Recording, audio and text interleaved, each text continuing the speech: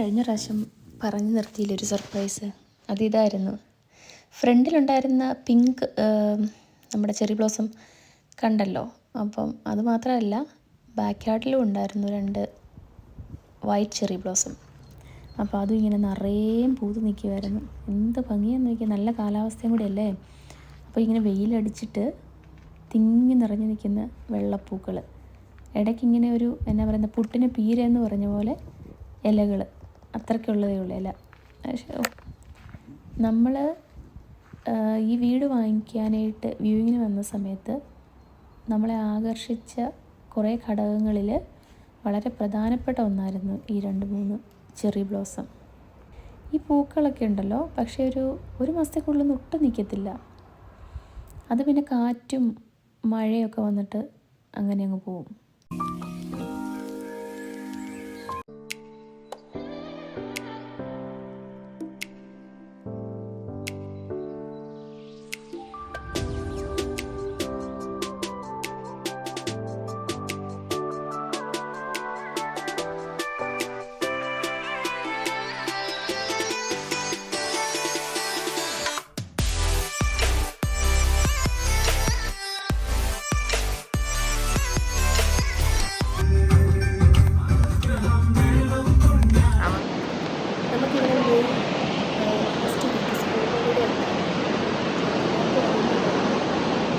വീട്ടിലിരുന്ന് മടുത്തപ്പം എന്നാ പറയുന്നത്, അബിങ്ടൺ മെഡോയിലേക്ക്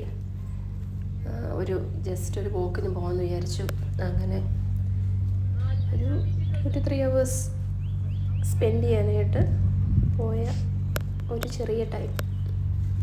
അതാ ഇവിടെ കാണുന്നത്. ബിൻചേട്ടനും ഫാമിലി ഉണ്ടായിരുന്നു. ഞങ്ങൾ ചെറിയ സ്നാക്സൊക്കെ എടുത്ത് കൊണ്ടുപോയി അവിടെ ഇരുന്ന് കഴിച്ചു. ലേക്കിൻ്റെ ഒക്കെ സൈഡിൽ കൂടെ നടന്നു. റെഹാൻ വന്നു, റയാൻ വന്നില്ല, കാരണം അവർ GCSEയുടെ എക്സാം നടന്നുകൊണ്ടിരിക്കുന്ന കാരണം. അത്ര വലിയ കുഴപ്പമില്ലായിരുന്നു.